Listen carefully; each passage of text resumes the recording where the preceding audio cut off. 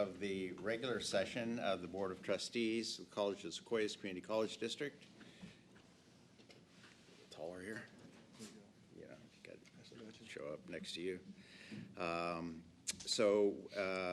It is 5 p.m. for the regular session. Coming out of closed session, we had no reportable actions. And we will stand, and our illustrious Superintendent President will lead us in the flag. Please join me in saluting the flag of our great nation. I pledge allegiance to the flag of the United States of America and to the republic for which it stands, one nation, under God, indivisible, with liberty and justice for all.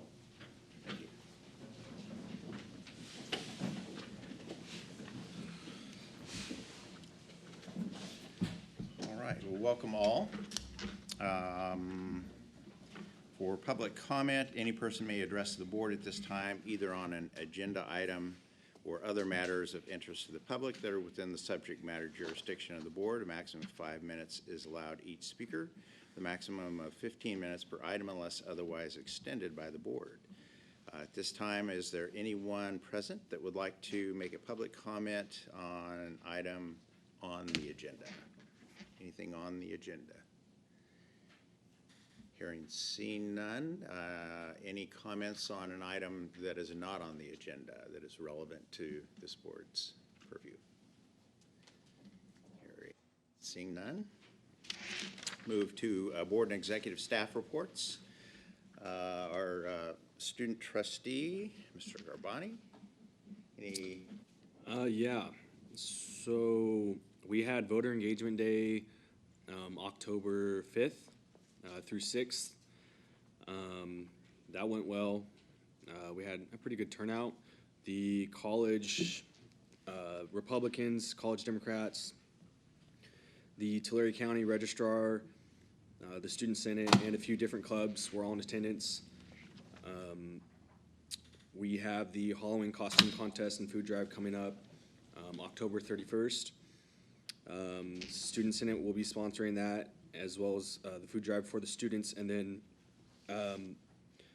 PACE will be the Professional Association of Classified Employees will be sponsoring that for the staff, the food drive and the costume contest.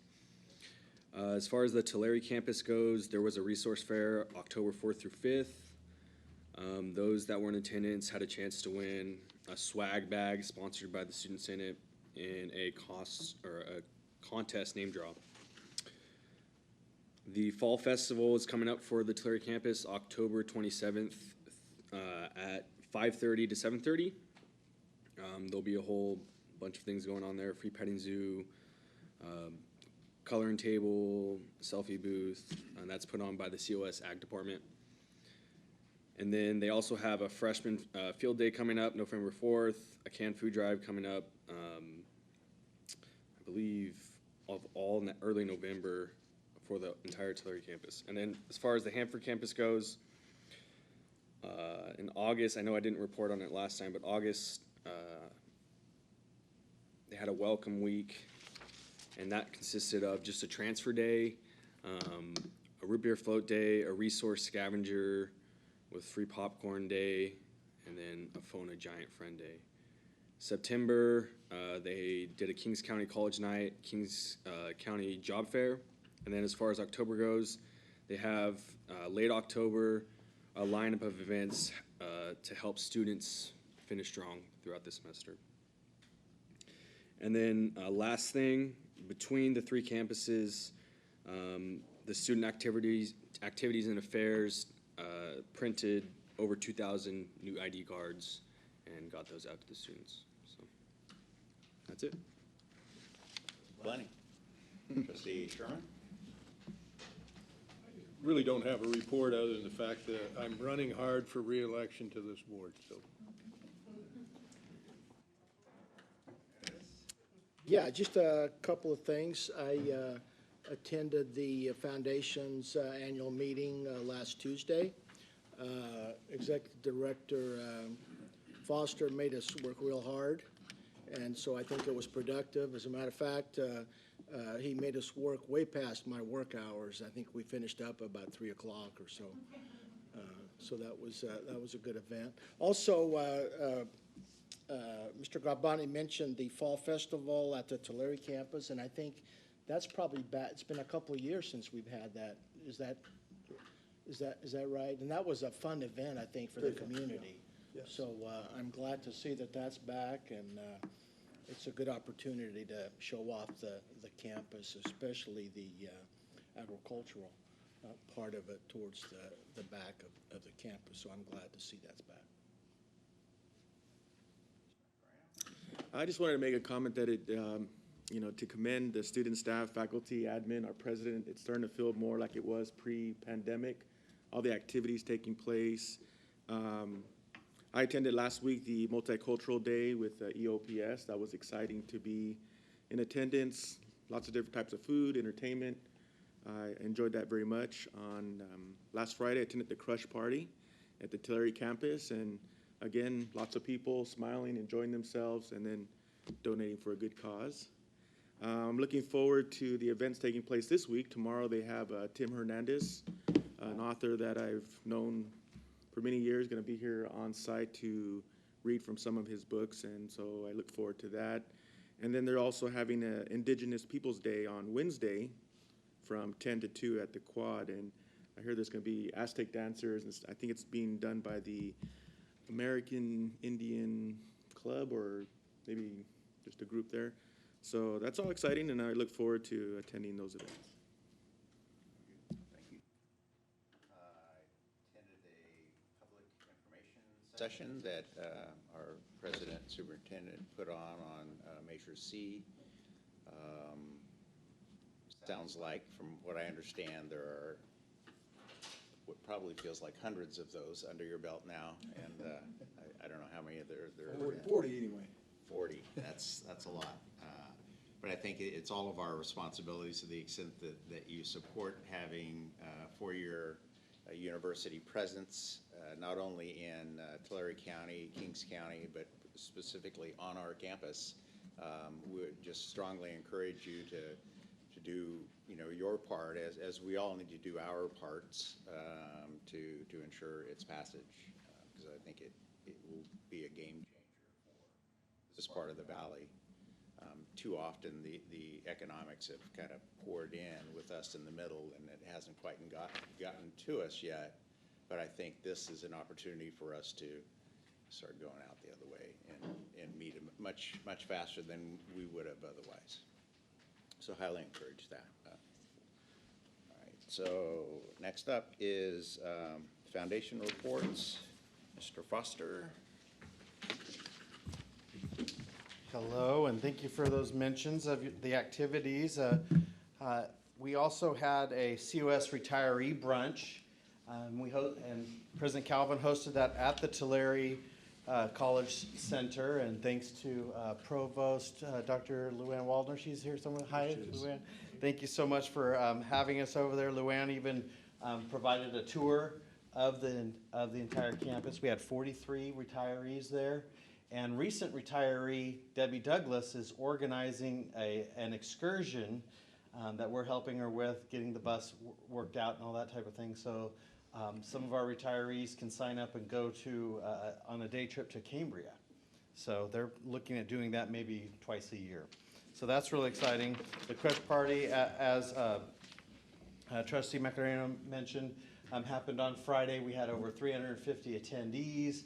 We had 45 tables of different vendors there, and with the volunteers, we had easily another 50 or so volunteers and vendors in there. So it was a great party. We had it outdoors. We had to have outdoors last year, if you recall, and it just went over so well that with a small improvement of lighting, we wanted to do it again that way. And we did the lighting improvement. Big thanks to, I don't think Dean Byron Woods is here, but Dean Woods and his staff really hooked us up with some string lighting and some other additional lighting to just kind of help with the dark spots there and that type of thing. And so it went really well. So we were excited about that. And we got the big check. We got the big COS Foundation check for $5,000 from the Tulare Chamber. So all is right. Hopefully we get the small check. So again, big thank you to Trustee Macarena for being there. Dr. Lacerna was there as well. Tim, And so I we had a also great was time. there. Oh, that's right. That's right. I'm sorry. I missed. I forgot to mention I'm that. sorry of that, Greg. Thank you for being there as well.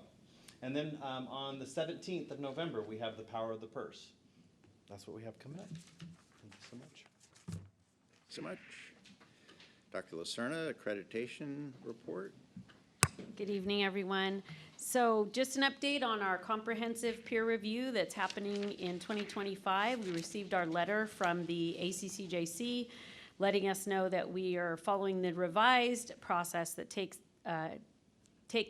occurs over 2 semesters. So we have our team ICER review, which is our big report, in spring of 2025, and our focused site visit in fall of 2025. And what that means is it backs everything up from our usual process about a year. And so our report, our self-evaluation report, will be due no later than December 15th, 2024. So we are off and running on that. And Dr. Catherine Webb, who is an ACCJC Vice President and our liaison, will be here on November 16th, and she'll be providing a general workshop from 12 to 2 for anyone in the college community who's interested, followed by a focused meeting with the accreditation work group from 2 to 4 p.m. on November 16th. And so we encourage board members to join us for lunch and the general workshop from 12 to 2 on November 16th. And you should have received an invitation from President Calvin. Any questions? Thank you. Thank you. Superintendent President's report, Dr. Calvin. Okay. We have several things, and I'm really looking forward to making these introductions to the board. But first, I want to invite Marla Borges to the lectern. Marla is the chair of our Measure J Bond Committee in Tulare. You'll recall that this passed in 2008. We built the majority of our Tulare campus, but saved about a third of our bond proceeds in order to do phase 2 of our CTE complex. And we were able to sell those bonds in the last 6 months, and we're bringing the band back together. And Marla has agreed to be our lead singer, at least for the first year. Well, I don't sing very well, but okay. And so part of the law says that we need to do a activity report each year to the board. So it's a partial year, but Marla's here to give her presentation, and then we're getting her on early, and later on, after she's left, we'll get to the action item, and either me or Ron can answer any questions you might have after Marla leaves. But Marla, with that, the floor is yours. Okay, well, thank you. Thank you for having me. As you mentioned, I'm Marla Borges. I'm actually a Tulare resident, and currently was elected chair of the Measure J Bond Oversight Committee. We meet at the Tulare campus with the help of Dr. Calvin and Karen and those all at the Tulare site to keep us on board. We meet quarterly. COS is no stranger to me. I served on the foundation board with Tim Foster here for 6 years, from 2015 to 2020. And then I was approached to ask if I would apply and serve, or apply for consideration to serve on this committee. And I welcome that opportunity, knowing that I'd be able to continue to support COS and the efforts and the visions that are moving forward.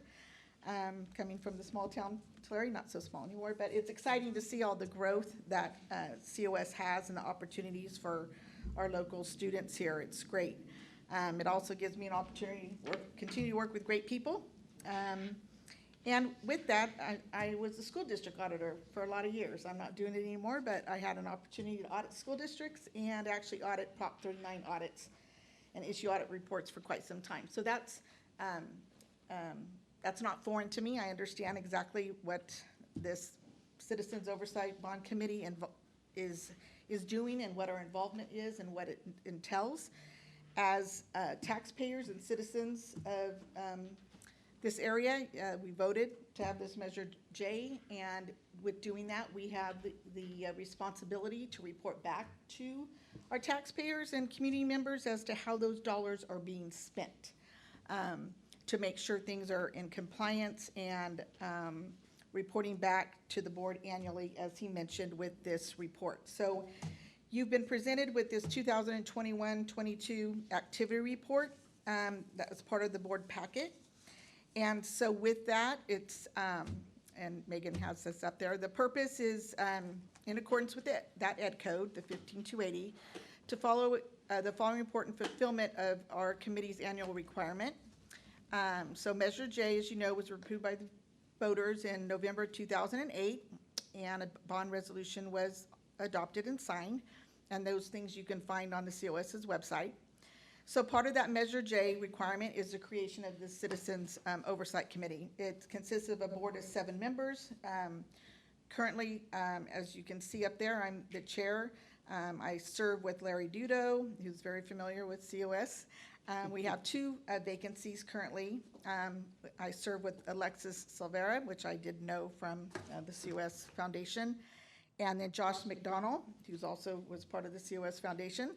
And Joey Aroso is a familiar ag family from Tulare, long time, very interested in what's going on with our ag and the Tulare campus. So I serve with a great group of people and happy to do that. So with that, we have to report to the board as to what we've done. And as you can see, we had a summary of meetings. We met beginning in September of last year. We met in March, and then we just met in September to go over the results of the activities and our progress updates. And at that meeting, we approved this report that you guys have been submitted for your approval. We also have to say if we've had any findings as a result of what we've been reviewing. There's not been a lot going on as of yet. A lot of the dollars thus far have been spent on planning and design and architecture fees of that $22 million. At the time we had our meeting, we'd spent almost $2.9 million of money of those funds. All of those funds have been spent or expended properly. We have to advise that nothing has been spent on salaries and those types of costs. They're all in compliance with what the taxpayers have voted that measure to be spent on. So there's no findings in regards to that. We get an opportunity to review the audit report that's prepared by the same firm that audits the COS financial statements. There were no findings or anything that was there to report. They will be conducting or finishing up the current year audit. That was 6/30/22, so hopefully that'll be completed by December. So the project continues to be moving along, and as sure as Dean Byron probably reports to you regularly, the career technical education portion of this bond is gone out to bid, or it's going out to bid this month, is what we've been told. So if that hasn't happened, it should be happening shortly. And then that will be approved by the board in December. And then hopefully some groundbreaking in January 2023, and things will be moving along quite fast at that point. And then hopefully anticipated occupancy in fall of 2024. So it's been a pleasure so far serving on the committee and the opportunity to come and present to the board. So at this time, I'd open it up to any questions if you have any.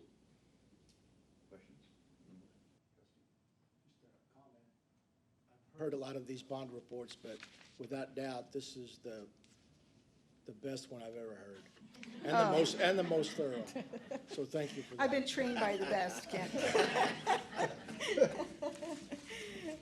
Again, thank you, Dr. Calvin, and Thank you, all Marla. of the COS admin and staff. I appreciate it. Appreciate it, Marla. Thank So you. looking forward to seeing what comes ahead. Thank you. Maybe Right, we thank can you. pass along our thanks to the rest of the committee, and thank you very much for your position on All right, the committee thank as you. well. I will reiterate just for our notes, just in case anybody from Tulare is reading them, that $22 million is what's left over from Measure J. And then in addition, last year, our board voted to support the overage. So I think this project is going to come in about $35 or $36 million. And so that additional 13, 14 million is coming from the College of the Sequoias. The board approved that last year. So I guess we're putting our own money where it matters and making sure that we have the facility that our students in this region needs to properly train folks in those career fields. So just wanted to get that in the minutes that there is a pretty substantial match that our board has put forth to match the bond money.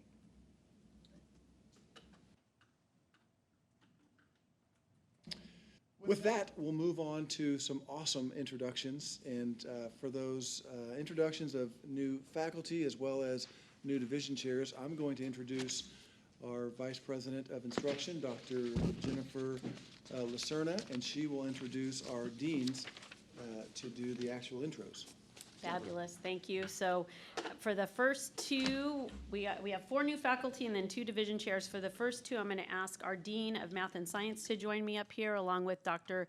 Kiara McPherson and Dr. Mark Royster, and he will introduce you. And I'm very excited because they're actually in their 2nd year. We met them last year because, well, you didn't meet them yet, but they were 1-year temporary faculty. So we're really excited to have both of them on board. So, Let's go.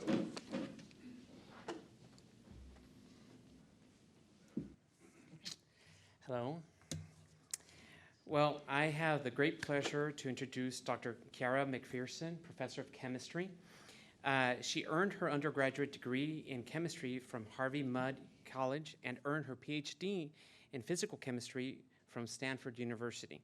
She was awarded the 2019 Lamb Research Vista Team Award, served on the 2015 President's Committee for Environmental Health and Safety at Stanford, and was honorably mentioned by the National Science Foundation 2010 Graduate Research Fellow. Before joining COS as an adjunct and now full-time chemistry professor, Dr. McPherson was a product engineer for Lamb Research, where she also contributed to 3 patents. She was attracted to College of Sequoia because it gives her the ability to focus on teaching, working with students, and it is a friendly and welcoming community. Now, her hobbies, I always like to include hobbies and interesting facts, are cooking, gardening, singing, and playing with her young son. Interesting facts about Dr. McPherson. Used to direct the church choir while she attended college. Her post-married name is so long that it would not fit her Social Security card. Therefore, her middle names had to be shortened. Tutored for Upper Bound while undergrad. Crowned the 2005 Queen of Santa Rosalia Festa Italia. And in high school, she sang at Clint Eastwood's Christmas party along the school chamber choir. Oh my goodness. How about a song, please? Thank you very much for that introduction. I'm so excited to be here. I love working with the students, and I'm glad to meet you all.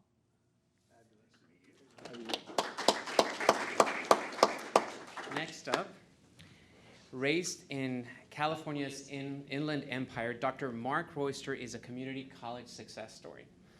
He attended Riverside Community College after barely, and I quote, barely graduating from high school. Dr. Royster went on to complete his undergraduate work in physics and mathematics at UC Santa Barbara and obtained his master's and PhD in physics from Northwestern University. He was awarded the Reach for the Stars Fellowship, working with high school students while he completed his undergraduate or his graduate work. Interesting facts about Dr. Royster. At Riverside Community College, after failing calculus multiple times, he discovered that it was actually the subject that he really loved, right? It just took time. It took time. He worked at Starbucks while attending college, and he did not put too much ice on the strawberry refresher. Where do you get this? I added that This is piece. like- I had to add that piece. This is like TMZ. I know, I had to add that piece. His hobbies include cycling, adventures with his wife and his 1-year-old son. And before coming to college at Sequoias, he taught physics at Northwestern University, but was excited to come back to California to give back to the community college system and help out our students. With that, Dr. Royce. Thank you. I'm glad, just like Kiara, I'm very happy to be here again. I went to community college, so it's nice to be giving back, as Francisco said. And he did make up the strawberry refresher. I had to So add spice to it. it was about, I guess, 13 years ago since the last time I worked at Starbucks. So that didn't exist when I worked at Starbucks. So I did not do that. But it's a good story anyways. So thank you very much. Appreciate it.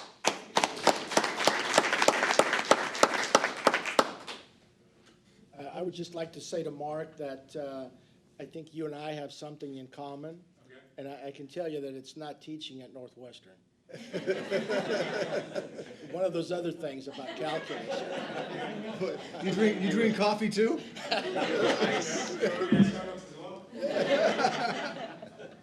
Starbucks wasn't around when I was growing up. Well, thank you. Thank you. Thank you both. Very pleased to Welcome. have both of you. Welcome.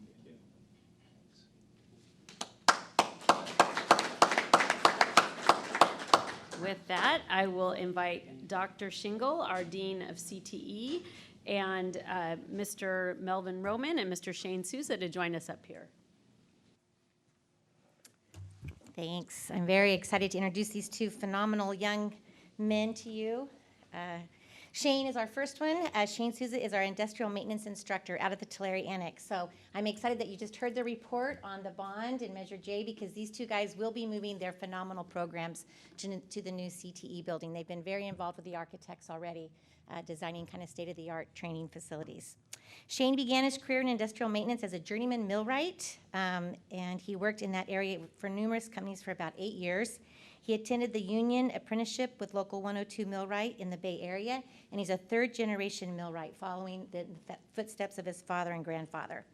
He completed his CTE teaching certificate through the Tulare County Office of Education, and then he went on to teach ag, manufacturing, and mechanics for 5 years at the high school level. He also taught adjunct for us at that West Hills College over there in industrial maintenance. He's currently enrolled in the Southern Utah University to complete his degree. A fun fact about Shane, you can probably tell he's very fit and he trains with Brazilian Jiu-Jitsu, but he's also a very busy father with 4 kids, 3 girls and a boy. We welcome Shane to the COS family. Thank you again. As they said too, I just never really thought I'd end up here. Did a major career shift going from a mechanic to a teacher. It was quite a jump, and my family supported me, and I'm happy. There's no place I'd rather be than COS teaching for you guys. Thank you very much. Thank you. Congratulations. I want to thank Shane too, because he followed an instructor that had lab equipment for about 40 years. And Shane and I spent he spent a lot more time than I did, but we filled up a few dumpsters this summer, getting that lab up to snuff. So thanks for all that extra. He could really throw some heavy stuff over into the. Okay, Melvin Roman. Melvin has been doing auto repair since he joined the Navy in 2003. Shortly after that, the Navy moved Melvin to Lemoore in 2004. He has his master's in psychology from the California Southern University, and there's 2 things that Melvin loves: his family and cars. He recently developed a new curriculum for the hybrid electrical car repair that we've been teaching this last a year ago. We taught it just through the Training Resource Center with Jorge, and it's now been developed into a full curriculum course in our auto program. He'll be representing COS and the automotive program, as well as Kia Motors, in the Specialty Equipment Manufacturers Association, SEMA, their auto trade show next month, with the only one that exists, a 2022 Kia Stinger. Very impressed. But anyhow, he has very cool cars on his when he emails you stuff. Melvin shared with me that he already loves teaching at COS. He feels like it's a family to him. Serving students and developing the next generation of auto technicians is his goal. Melvin will be moving into the new Tulare CTE building, and he and Donald Howell have been very instrumental in developing a state-of-the-art automotive facility. So we're really thrilled to welcome Melvin to COS.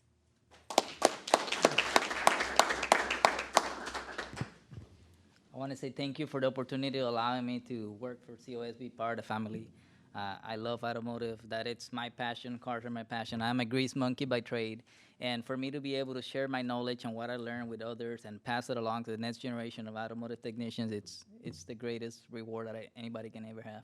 Thank you.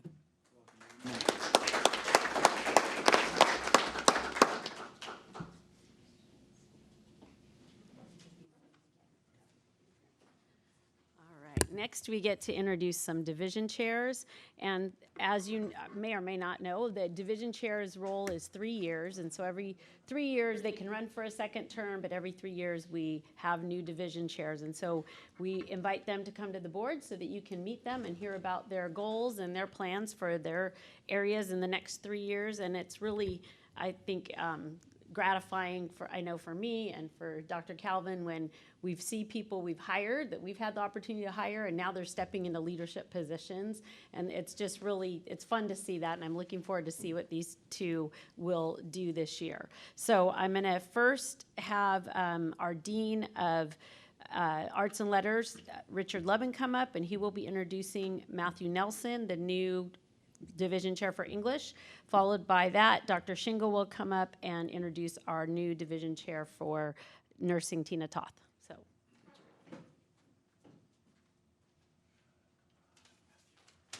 hi, good afternoon, everyone. It's my pleasure to introduce Dr. Matthew Nelson, our new English division chair.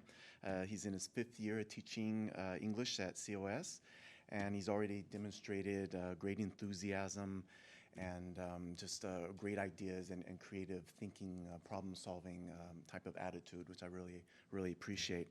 He holds degrees from UC Riverside, Columbia University, and Tufts University, where he received his PhD.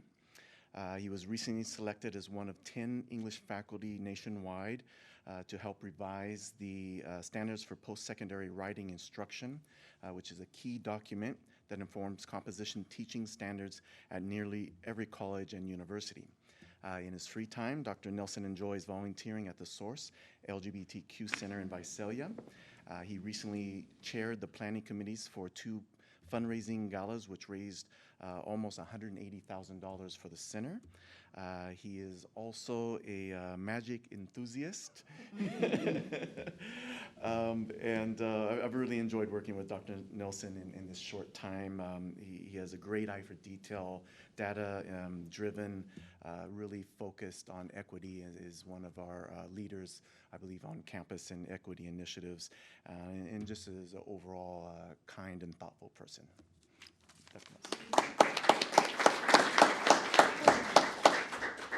Hi, everyone. Thank you for the introduction, Richard. So if anyone needs a Magic Castle invitation, let me know if you're in LA. So first, thank you so much for your time. I'm really excited to be here. I am hoping that this is the first of many opportunities I'll have to brag about the wonderful work we do in the English department. There's a lot of stuff you already know about us. We are a very busy department. We are on almost every committee. So you're probably sick of seeing us. Last year, we generated more FTES, I believe, than any other division on campus. Correct me if I'm wrong. We taught 378 course sections, excluding summer session, of which 201 of those were English 1. That is a lot of essays to grade, so I personally thank you for the vision insurance. Kidding aside, there's a lot to brag about. Our faculty kick butt. But I'd like to brag about the thing I am the most proud of to all of you, which is our work to reduce equity gaps. We were among the first departments in the state to become fully AB 705 compliant. Here's why that's important for our students. Even though our FTES is down almost 25% since 2018-2019, or before the pandemic times, our transfer level English throughput, the total number of students passing English 1, is 8% higher. More students than ever are accessing, and because of that, completing transfer level English at COS, and that is amazing. here's another thing to brag about. Our department is not just a college or even statewide leader in equity work. We are national leaders here.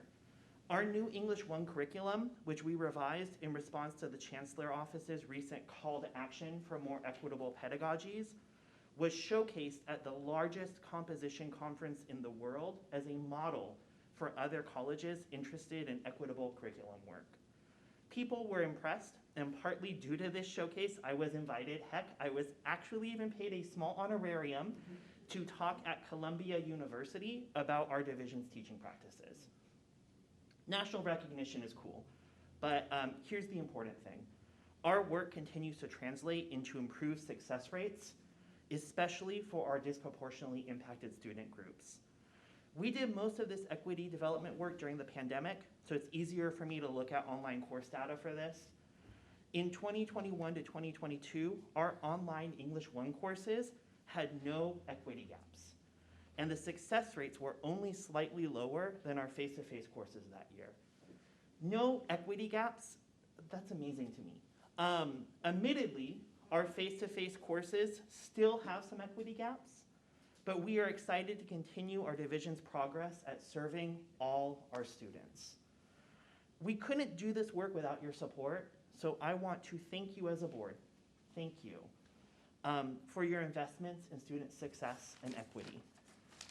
We show our thanks through hard work, so we have ambitious goals for the year. We formed a committee to investigate ways to improve our persistence rates. English 1 is a gateway class for the college, so our hope is that increasing persistence in English will translate to increased FTES across the entire college. We also plan to continue our work in reducing equity gaps by updating more of our curriculum and hosting a monthly professional development series for our department. Finally, we are working hard to expand the availability of our English 1 courses. Specifically, we know that students are worried about our wait lists, and I want to tell you that we hear them. It was bad this semester, to be completely honest. A few days before convocation, 25% of our online English 1 students and 13% of our face-to-face English 1 students in Visalia were waitlisted. That's about 250 students. That's a lot of FTES for the college, and the emails we get from students are heartbreaking. I say that in present tense because my colleagues still get emails from waitlisted students, and it's week 8. Anticipating enrollment trends as we return to campus is tough. Finding faculty for 378 classes is tough. But I want to tell you that we are doing what we can to improve, and we appreciate the support that you as a board are giving us. As I mentioned, we show our thanks by working hard. We have ambitious goals, and I look forward to updating you on them in a few months, hopefully with good results. Maybe I'll bring a magic trick. So thank you so much for your time.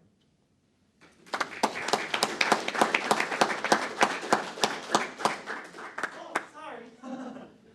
Any questions or comments? Just a couple of comments. Matthew, thank you very much for all the information that you presented to us, especially with regards to the AB 705 issues and your equity development work. It's good to hear all that information. Sounds like you guys are doing great work, and we appreciate that. Yeah. And then one final thing. I know Tufts University is somewhere in the East Coast, am It I is. correct? And so tell us exactly where that is. Yeah, so it's in Boston, Massachusetts, Medford technically, but you know that's very specific. Yeah, it's cold. I can say that. It's nice to not have to shovel snow. Yeah. So. Great. Thank you. Thank you so much for your time.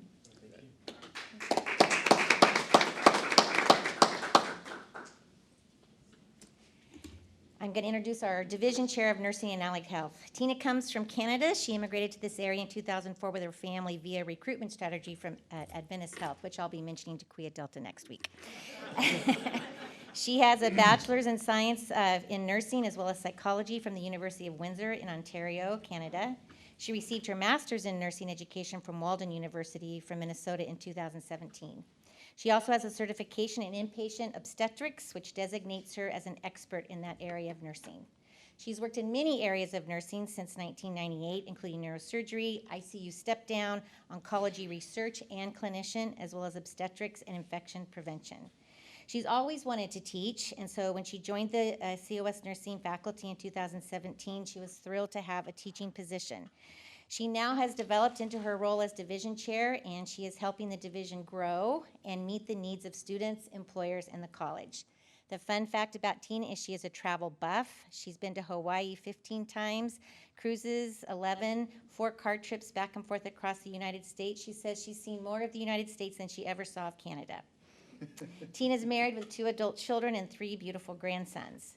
I have to say, working with Tina just the last few months, she's a very quick learner. She has an excellent eye for detail, and she figured out program review and track that all by herself. She's a valuable nursing faculty, and she's already had a great impact on the Division of Nursing and Allied Health.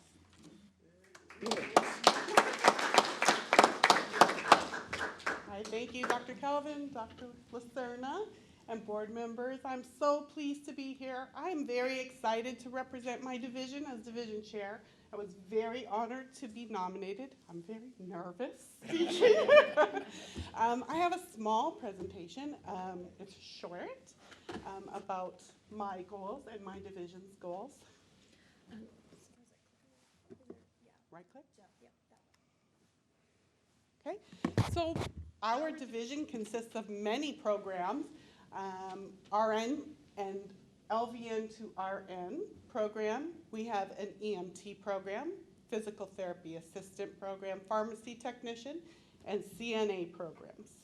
We have great things happening in all those programs. Success in nursing includes 50+ years of nursing here at COS, and unfortunately that 50 years happened to fall right in the middle of the pandemic. So we had this huge celebration planned for our 50-year anniversary, and we couldn't have it. So, so now it's 52 years of nursing. Last year, 95% of our students who enrolled in the program graduated from it.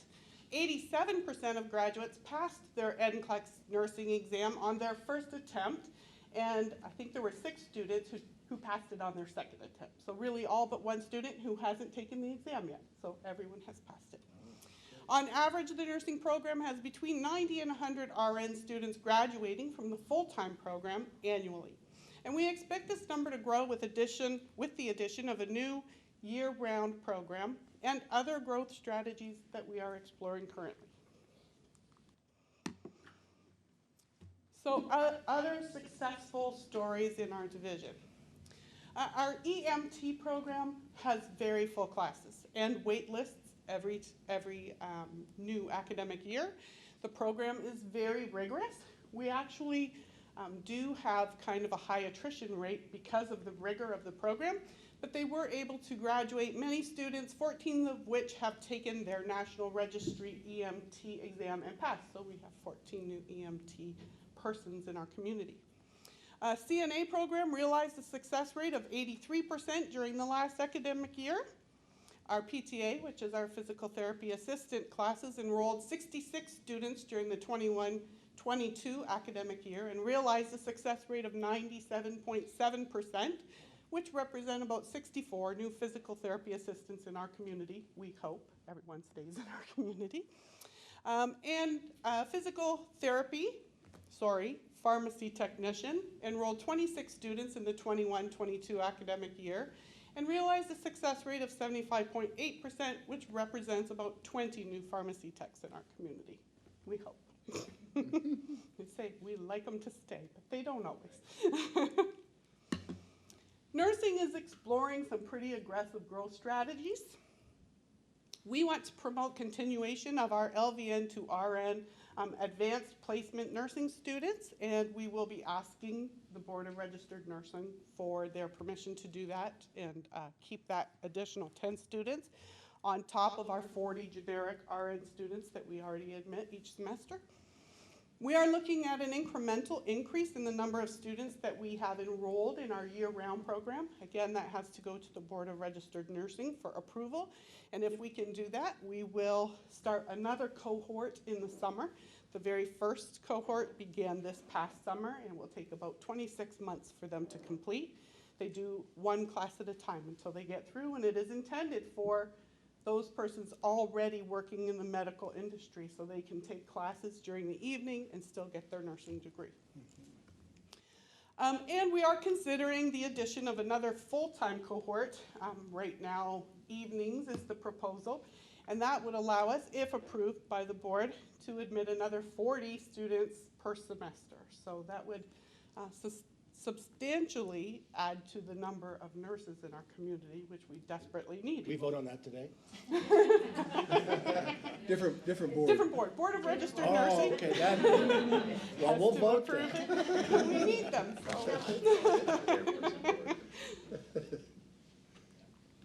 And then my personal goals as division chair, like I said, I was very honored to be nominated and represent all our division programs and faculty. And I want to fairly and equitably represent all the programs of Nursing and Allied Health Division and assure that program and faculty needs are met and resolved to the very best of my ability.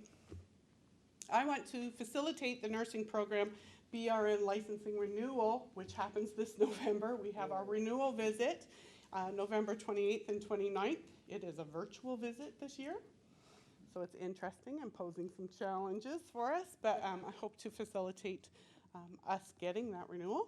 I want to engage nursing faculty in a national accreditation process. I have gained their support for that. Other programs in our division are already nationally accredited. Our physical therapy assistant program and our pharmacy tech program are already nationally accredited, and so it only makes sense that nursing follows suit since we are the biggest program in our division. I also want to facilitate the growth of our nursing program. As mentioned, we have some really aggressive strategic plans for growth, and I hope that I can facilitate that growth and assist faculty with change and growth challenges as the division chair. And that's it. Thank you. Do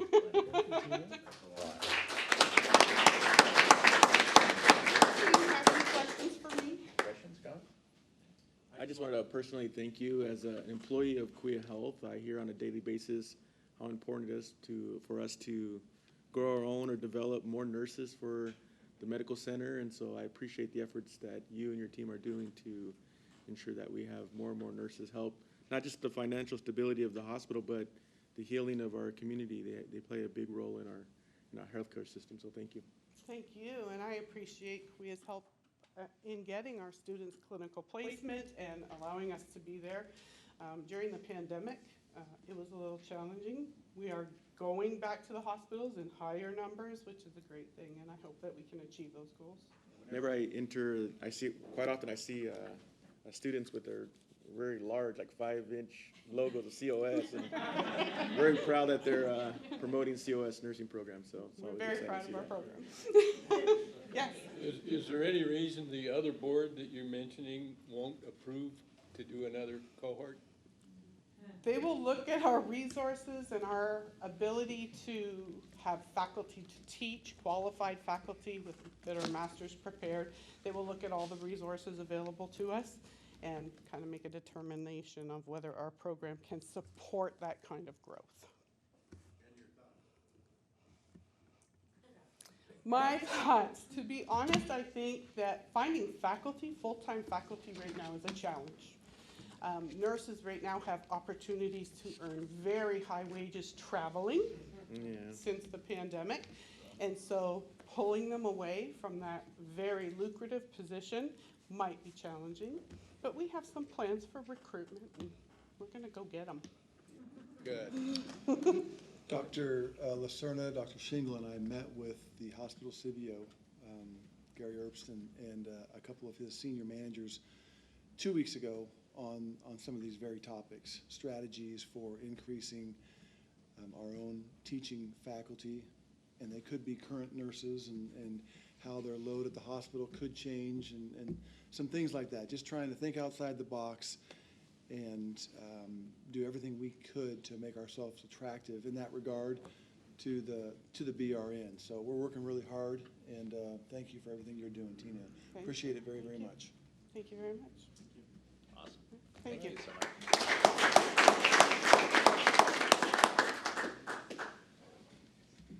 That concludes my report. Very good. That was part of my report. All right. The best president's report I've ever heard. Yeah. Most impressive, most impressive. And COS continues to be fortunate in attracting so many qualified individuals to add to those that we have on board already. So thank you. Next up is the Academic Senate President's Report. Mr. Arzola, greetings, sir. Soon to be doctor, soon to be doctor. Soon to be, hopefully. Hey. Right. Good evening, Board President Lane and trustee members, Superintendent Dr. Calvin, and those in attendance. So just real quick, I did want to advise you that the faculty were able to identify an individual who was willing to toe the line to become and take on the responsibilities and roles as the Faculty Enrichment Committee faculty co-chair. That is Liana Craven from the Math Department. She's diligently going through her onboarding process with the two past faculty co-chairs. And we hope that she's in good stead and that she'll be ready to take on the ropes going forward. A couple other things that I just want to make mention of. Area A of the Academic Senate for California Community Colleges will be holding its fall meeting in preparation for the ASCCC's fall plenary. At the area meeting, we're going to the local Senate, local academic Senate presidents, as well as the state delegates for those institutions, will meet to review the presented resolutions and any resolutions that are might be brought forward at that meeting as well. In preparation again for the fall plenary, this will guide the work of the ASCCC in the future. And then I had the opportunity as a ASCCC at-large representative to conduct a local visit at Evergreen Valley College, presented on 10+1 and its relationship in distance education. I will be conducting another local Senate visit to Merced College to discuss the Brown Act, the Rivas Act, and of course their implications for participatory governance groups. And then lastly, this past Friday, I had the opportunity to participate in a statewide conference on academic freedom. The workshop that I presented on was academic freedom, equity, and anti-racism, and the strategies used to support all three. And it was a good turnout. Other than that, that's all I have for y'all. Questions? No questions. Thank you. Thank you very much. Appreciate it. Next up, Ms. Redden, Costa President's Report. Nice to have you in attendance. I was going to pull a Steve Lamar, but then I'm like, maybe I could say a little bit. Stand up and shout from the back row. Yeah. Yeah, right. There you go. Yeah. So I just want to tell you, in May, we had, to follow the Tulare theme going here, Costa hosted we honored our retirees, and we did it at the Tulare Pavilion. So it was a nice event. And it was really nice to honor our retirees, because I don't think we've actually ever done that as Costa, by themselves. So, and I want to say, yes, I'm happy to be here live. It's great. It's good to see you guys. I know I missed the last meeting too. I have had to travel down south. But another plug, and I know this is true to Juan's heart too, is, I'm looking at our agenda, and COSAFA President Ms. Alberti isn't here tonight, and that's COVID gave us another way, in Zoom. I know we were Zooming, and I think it increases access. And I know there's, we have to work out the Brown Act and all that, but I really hope, she's a part-timer, and, she lives in Hanford. And to try to really, hear from all constituents would be, something I hope we can work out, that we can hear from her in the future. So, thank you. Thank you. questions there. And Ms. Alberti is not present, so is there anyone? Mr. Terry, CSCA President's Report, sorry. Don't see Mr. Terry. So, all right. So those two we will pass on. And the next up is informational items, annual report on College of Sequoia's high school partnerships. Dr. Lacerna. Great, and so this is our annual report on our high school partnerships, and I just want to thank our guests for waiting, and they got to meet all of our new folks. This is going to be kind of a seamless PowerPoint, but I'll introduce them all now, and they'll just come on up. So we will have, first up is from Visalia Technical Early College High School. The principal, Bill Davis, will start us off. From University Preparatory High School, unfortunately, Eric Thiessen, the principal, had a death in his family, so he wasn't able to join us this evening. But we are lucky to have Dr. Helen Milhorn-Feller, their learning director, here with us, and she'll be up second. And then I would also like to introduce to you our third presenter on our COS dual enrollment program. We have a brand new administrator. I think he's been here, how many, a month now? A month and a half, 6 weeks, and we threw him in front of the board. He's a veteran. Dr. Chris Spomer is our director of the Welcome Center and Early College Partnerships, and so we, with support of Juan Vasquez and Richard Levin, who he reports to, he is ready to present to us tonight after just 6 weeks. So we're really excited to have Dr. Spomer on as our newest administrator joining us this evening. And so with nothing else, I will have Bill Davis come up.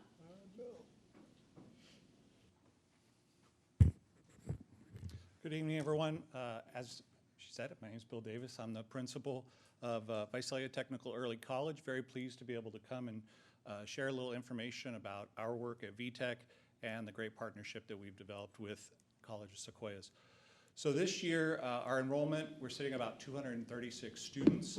Of our class of 2022 graduates, about 60% of them enrolled at College of Sequoias, and I'll talk more about that here in a second. Other students attended colleges across the state and across the country: Fresno State, UC Davis, Penn State, University of Oregon, Sacramento State, and CSU Fullerton. And a great accomplishment this year, we had a VTech student actually graduate with her associate's degree from College of Sequoias in May, and then graduated from high school with us in June. So it was a great accomplishment, great young lady, and she's actually attending UC Davis right now, studying psychology. We currently have two main pathways that we focus on. When VTech first opened, it was really more focused on agriculture. And over the last probably 4 years, we've really looked at that early college piece and how we can partner better with College of Sequoias to ensure that our students are taking full advantage of that opportunity.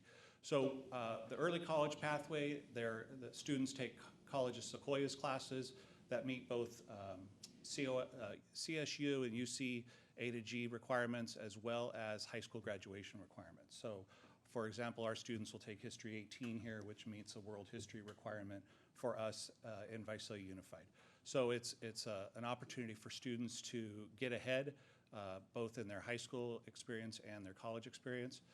Our goal is for students to graduate with approximately 40 college units when they leave high school. And then it really is set up too for a customizable path. The young lady I mentioned that's going to UC Davis, she started out wanting to be a veterinarian, and after actually taking a psychology class here at COS, was so excited, changed her path and decided she wanted to study psychology. So it really is a fluid program that allows students to grow and change as they experience college. The agricultural pathway, they have animal science, plant science, and ag systems management. Our students are receiving a number of industry certifications, and we're working hard on that right now.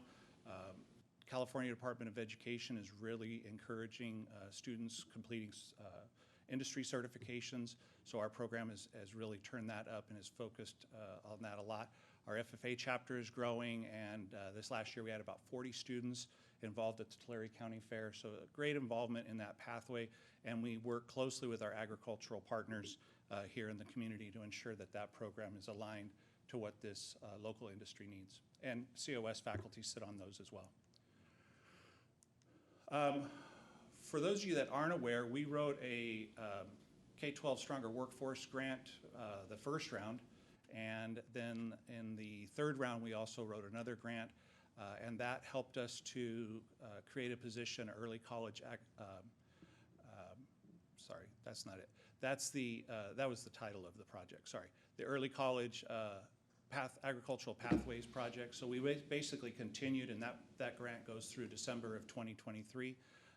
Currently, as I mentioned, we have a record number of students enrolled at College Sequoias in early college classes. Currently, 36% of our students are enrolled in early college classes this semester, and that's been fantastic. You may remember we have, as part of the K-12 Stronger Workforce Project grant, we were able to create the Early College Success Liaison position with the help of College of Sequoias. This individual works full-time on our campus, but she's actually your employee and supports our students in their early college endeavor. And also, as I mentioned, those 60 students, or 60% of the students that applied to COS from our last year's senior class, she worked directly with them as well and supported them in her time as well. We have a record number of dual enrollment courses this semester on our campus. You'll see History 18, Comm 1, English 1, ASL 1, and Counseling 25. Those are all taught by your instructors on our campus, and that's a wonderful opportunity for our students to get a start on their college experience without having to leave the campus. I would add this spring we're looking at adding courses on Monday and Wednesday in the 1 to 3 time slot, and actually providing transportation to bus students over. We tried that last spring with psychology on Tuesdays and Thursdays. It was a big success, and it's that gradual release from taking a class on our campus to then coming over and taking a class here at COS on your campus is a great process for them. It helps them kind of ease into the early college experience. And then lastly, I had a link, I think it'll work. I'm gonna give it a go. All right. And I wanted to share a quick video with you. This was put together by our district, and it was actually on Facebook. It was a social media post, but it really shows what the power of this early college experience and the impact it's having on students here in Tulare County. So there was a point in my life that if you were to tell me I would be here in 4 years, I wouldn't believe you. A great contribution to that has been the support that I get here at VTech. One example in particular, I talked to my vice principal, Ms. Diaz. I told her that I wanted to drop a class because I was feeling a little overwhelmed. Her response to me was, what do you need? How can I help you so that you can follow through with these classes? That endless support has been a great contribution to my success. Having that opportunity of having dual enrollment classes at COS is one of the main reasons why I'm successful here at VTech, being able to go to classes with older students, get a perspective at the college life, and here on campus as well. There has been a class that I really enjoyed, which is horticulture, and you get to do more hands-on learning. It is a very welcoming environment, and that is why I love VTech. Some of the struggles I've had before coming to VTech were not being able to learn fast. And then when I came here to VTech is when I improved. Everything changed. My grades have changed. My listening skills have changed. Everything has changed since I moved here to VTech. What has allowed me to be more successful here at VTech is to have a purpose. I want to go to a 4-year. I want to have a good education. Without the hands-on learning here at VTech, I will not be as successful in life as I am today. Those 3 young men actually live. So there was a point in my life that if you were to tell me... Do it again. So good you gotta watch it twice.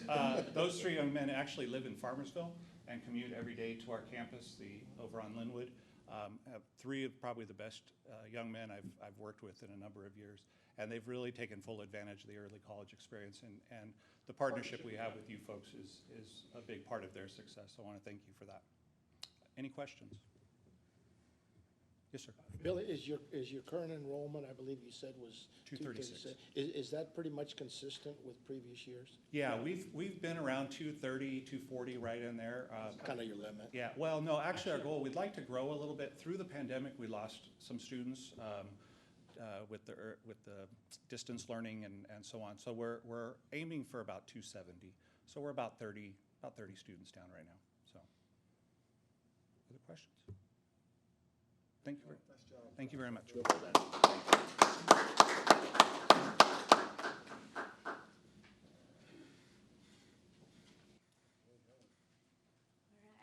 I could have just stood right next to Bill, and our schools are so similar in many ways. But I'm Helen Malone-Feller, Dr. Feller on campus, and I've actually been here since the school started in 2009. So it's so I love coming to these meetings. I hear names like I wish I could tell Tracy how many kids have been in your classes and love. There's so many professors here that have really inspired our students. One of our students from 2012 was a pharmacy tech and now is a pharmacist. So just hearing all the different things that are going, we see a lot of growth in our program. And I think I have to push a button here. Right? Okay, this one. All right. So just some highlights, right? We had 255 students enrolled.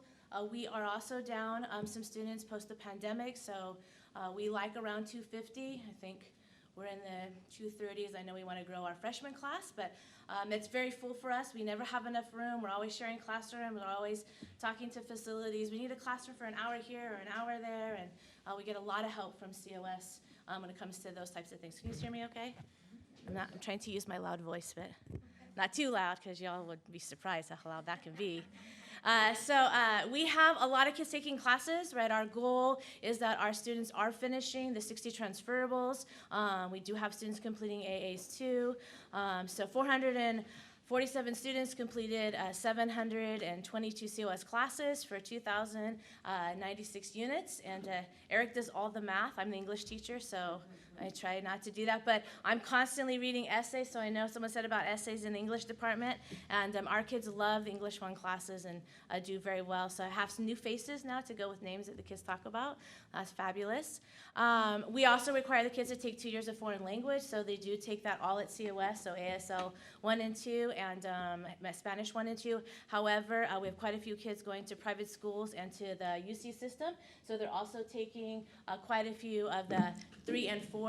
We also have the seal of biliteracy at UPHS, so we are working to make sure we're producing biliterate students, so they take advantage of the classes and are, whether they're a non-Spanish speaker or they're biliterate, or they come in bilingual, we work with them to earn that certificate. We're bringing on board the certificate for civic engagement. So I know a gentleman was here speaking about what happened for the voting on October 5th. That inspired our civic engagement club. Our kids are voting tomorrow in their mock election, so they've been running ads and all kinds of different things. You'll see if you walk by our buildings, you'd see little page posters that they've made advertising the different propositions and candidates currently running in this county, city. And so anyway, all of that does, all of the classes that they take come through COS for foreign language. And we had 6 students in 2022 graduate from COS with their AA degrees, and I'm very proud to say one of those was my boy. Holden got his AA degree in child development for transfer, and he's at Oregon State. He's a Beaver, and he's doing very well so far this semester. I think it's a great opportunity for students to be able to finish the 60 transferables, and an AA degree if that's what they choose. Like our program too is very malleable to what the kids want to do, and so colleges often take all of their 60 transferable and their AA degree, so they go in as freshmen, but they're actually juniors, so they can finish college at a much quicker rate. And 41 of our students graduated from COS the same year as high school with a total of 52 degrees in total, so over the course of time. So we always have a handful of kids, some years more than others.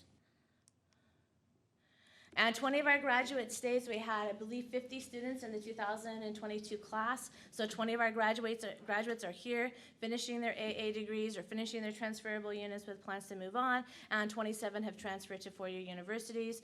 Similar, they are all over the state, all over the country, so in different schools, depending on where their passions have taken them. Some things just about our academics. We have all A through G approved classes through the University of California, so our students are really, we've done a lot of work in the very beginning. We worked with the math department, we worked with the English department, the science department, and we created that using that backward design to say if they're gonna be an English one by the time they're seniors, right, what do they need to know their freshman year, their sophomore year, how are we gonna move our students along so that they can smoothly transition and do well in the English classes, and they do very well in English one. I think the numbers that Matthew brought were very true, for at least for our students. And we did the same with our sciences, and we did the same with math, and we've had, I think, a lot of success in those areas. So all the students must complete the following to graduate. So some pictures of our kiddos. 4 years of English, 3 years of math, 2 years of science, 3 years of social science, 2 years of PE, 2 years of foreign language, 1 year of fine arts. And then they have a series of electives, about 55 units, plus a minimum of 20 college credits to graduate. But like I said, many of them are finished with quite a few more than the 20 units. So it is a little bit of bragging rights on our campus that you have your 60 transferables, and even more if you've earned your AA degree on top of that. So I would say they're a very competitive bunch of kiddos. And so this is our 22-23 enrollment. We have 245 kiddos and 20 down. So I am, in fact, just worked with my colleague who's here today, Araceli Akala, who is a COS graduate herself, and on to Sac State and on to becoming one of our counselors. But we are in the middle of recruiting now for our spring semester and then for fall semester. So we want to bring in more numbers too. And 196 students are enrolled at COS for fall courses, attempting a total of 1,117 courses or units right now, and we're in the process of getting all of our concurrent enrollments in and getting ready for next semester. So we have I had worked with the seniors, so I'm going to take 4 classes. I said, I'm so proud of you for your ambition. However, I can't enroll you in 16 units. That's way more than you're allowed to, so you'll have to wait till next year when you're at your university. So they do have a lot. And of course, our vision that we are a part of the Early College Initiative, and we want students to have the opportunity to prepare through rigorous academics with concurrent enrollment, college classes. We want them to earn a substantial number of units during their high school years. We have quite a few students who are first gen, and so helping those students find their way and understanding and supporting them is a challenge. I totally agree with that process. We've had Farmersville kiddos and kids from all over where it is to help them see that changes their lives and their families. And so our mission is to help them, be successful in their classes and offer a curriculum that is intensive in their preparation for their college path, with an emphasis on English, math, science, writing, across the curriculum, character development, leadership, community service, and civic engagement. We have, I think, active this year, 26 clubs of our own on campus, as well as all of the programs that they participate with here on the campus too as college students. So I think that's the end of mine. Any questions?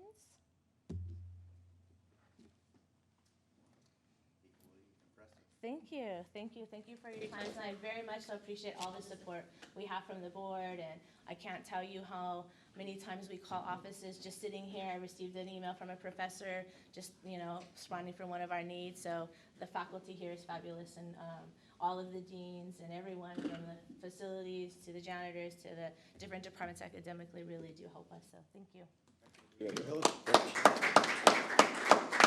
Question? Yeah, I'm sorry. I thought of it last minute. And you might not be able to answer, but what is an ideal student that would consider your school over So an ideal student, when students come and say, I want to come to your school, we ask, what's your passion? What are you interested in doing? Why did you choose university prep? And usually they're like, I want to go to college, and I understand that you can help me get there. And so that's our goal. Like, they come with D's and F's, they come with A's and B's, they come from all walks of life, and it's really like that passion to see themselves beyond where they are, where their family is at that moment. That's what we look for. So, yeah, thank you.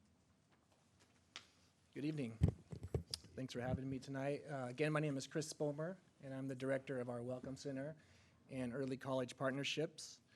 And I'm very much excited to be here this evening and to take the opportunity to highlight some overall enrollment and success data for COS dual enrollment partnerships.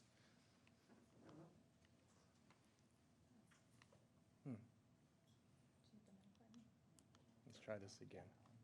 Presentation was very. Yeah, that was easy. So, looking statewide, dual enrollment participation has steadily increased, and specifically for COS, the number of dual enrollment students has maintained steady growth. So, as you can see from the chart here titled K-12 Unduplicated Headcount, we've grown over the past 5 years. So, back in 2017-18, approximately 1,463 dual enrollment students participating. And moving forward to 21-22 academic year, we're at about 2,400 dual enrollment students. The chart below titled Volume of Dual Enrolled, Concurrent Enrolled K-12, we were able to disaggregate some of this data this past academic year to specifically look at where high school students were taking their courses. So you'll see we categorize dual enrolled for the purposes of this chart, the 1374 number. These are students, high school students that are taking a COS college course on their high school campus. And then category concurrent K-12 number there, 1356. Those are high school students coming to a COS campus, COS Visalia, COS Tulare, COS Hanford, to take a college course on the college campus site. So we have even distribution or evenly distributed volume of student enrollment between the high school location and the college campus location.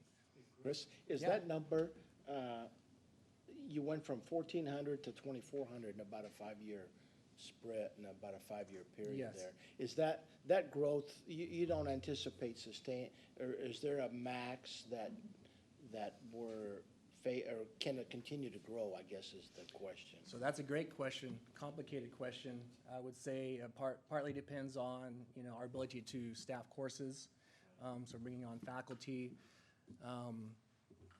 We have plenty of classroom space across the 3 sites. Faculty, just kind of like the nursing, thing, right? Yeah. It's faculty. Right, but then we're also, part of that is looking at our partner high schools to see if they have, for example, high school instructors that meet the minimum quals to step in and teach a course. So Okay, well, it's a kind of a multifaceted approach and assessment to see where we can grow. And I believe we'll continue to grow. I'm not sure how much, but being kind of new to this role, new to the COS campus, certainly have a lot to learn and assess, but I anticipate, steady growth. And if I could add, there are a number of districts that do not participate in dual enrollment quite to the level of others. I won't name it, but you guys have been to the presentations I make at our feeder high school districts, and some of them can't get enough dual enrollment offerings, and others are still on the fence a little bit or haven't had the manpower to work at it, because it doesn't just happen. It takes a fair amount of work on our side and the high school side to offer these courses, and some districts just haven't quite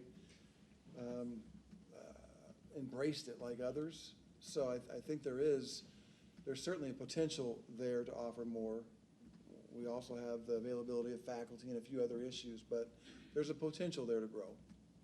And Chris is just the guy to oversee it. Thank you. We should stop there. So slide 2. How successful are COS dual enrollment students overall? So overall, the dual enrollment student success rates have remained excellent. So this is a 5-year overview. And as you can see here, over the past 5 years, the success rates hover around 90%.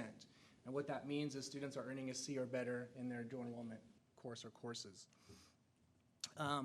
Getting into a little bit more detail, it's not here on the slide, but success rates remained high across all academic divisions and disciplines or subjects. Our success rates are high for both dual and concurrent enrollment students. So those categories, again, are students who are taking a COS college course on their high school campus. And then the other categories, high school students coming to one of the college campus locations. So the success rates for both groups are high. Success rates are also high for all gender groups. And then success rates are high for most all race and ethnic groups, with the exception of, we noticed a lower success rate for African American students who are concurrently enrolled, meaning they're high school students coming to one of the college campus locations to take a college course, and their success rates were about 58%, so much lower than other groups. So we will be assessing and working to find strategies to help address this equity gap by going forward. Okay, slide 3. How are COS dual enrollment students performing academically in the classroom? So the data indicates here, dual enrollment students' course GPA has remained high over the past 4 years. So we have, 5 years. So here's a 5-year chart. The average is around approximately 3.0 or higher course GPA for dual enrollment students. And so this clearly indicates strong academic performance in the classroom, and this is very positive outcome. So just some final points in conclusion. Our general enrollment data shows COS continues to provide dual enrollment opportunities for high school students to earn college credit, and thus helping them expand educational opportunities and helping students make early progress towards a college degree or their educational goals or objectives. Overall success and course GPA outcomes have been excellent for dual enrollment student population. And finally, we are focused on maintaining strong partnerships with our at least 22 partner high schools. You'll see some of the logos there at the bottom for our high schools. And we are certainly committed to enhancing our partnerships, and we are committed to supporting dual enrollment student opportunities. And with that, I thank you.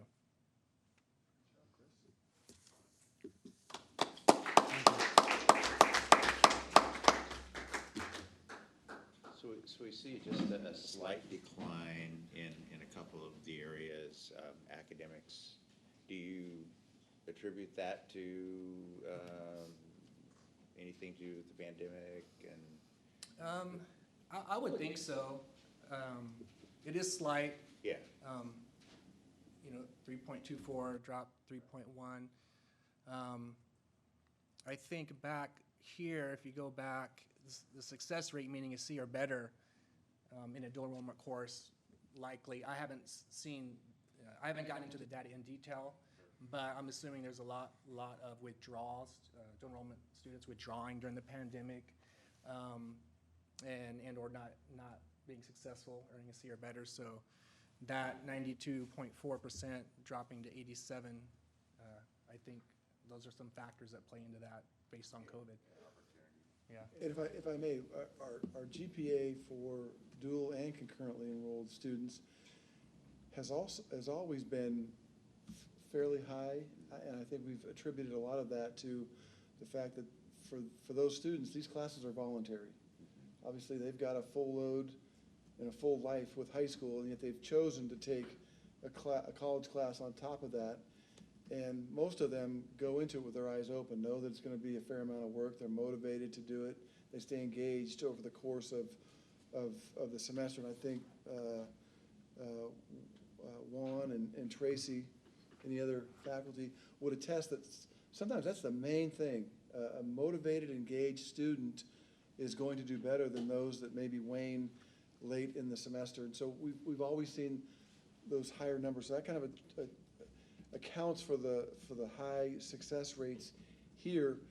But then during the pandemic, as the high schools, some of which didn't do as good a job maybe with engaging their students, I think we had a lot more students accessing the concurrent or dual enrolled options. In fact, at convocation, you saw that. That was the one student group that went up in terms of head count and number of units. That's the one group that went up over the pandemic.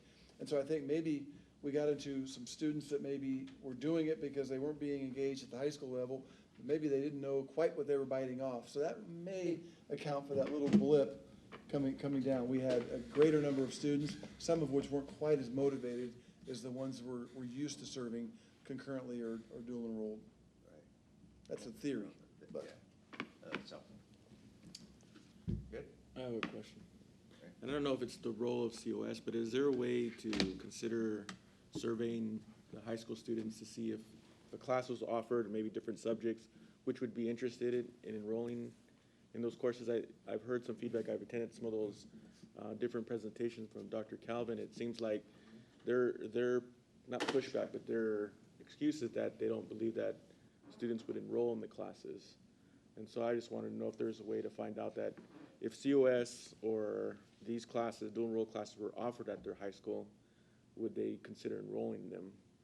And so just to see if there is a low demand where that's why those classes or those courses are not being offered at high school, or is it just that the administration in those high schools are not meeting the needs of their students? Yeah, that's a great point and a great question. From my brief time connecting with the high school partners, each campus has a point of contact for dual enrollment. And I think it's probably accurate to say that in some cases they may have a complete gauge on what the students want. And then on other campuses there may be more need to kind of connect with the student and assess what their interests are. So that's certainly something that I'm aware of, and I think I can't speak to if we've done a survey here previously, but I think some degree of assessment would be a good idea in terms of gaining information and insights from the student population and what they want, so we can offer that, but also tying it into what also that they need to meet degree requirements and GE pattern requirements and so forth. Yeah, because I've seen it as a district. I'm really proud of the numbers that we've seen. As far as my ward, I've seen the numbers be low, and just want to be able to, if any community members ask me why isn't there these classes, why don't we have a Rockwell history class?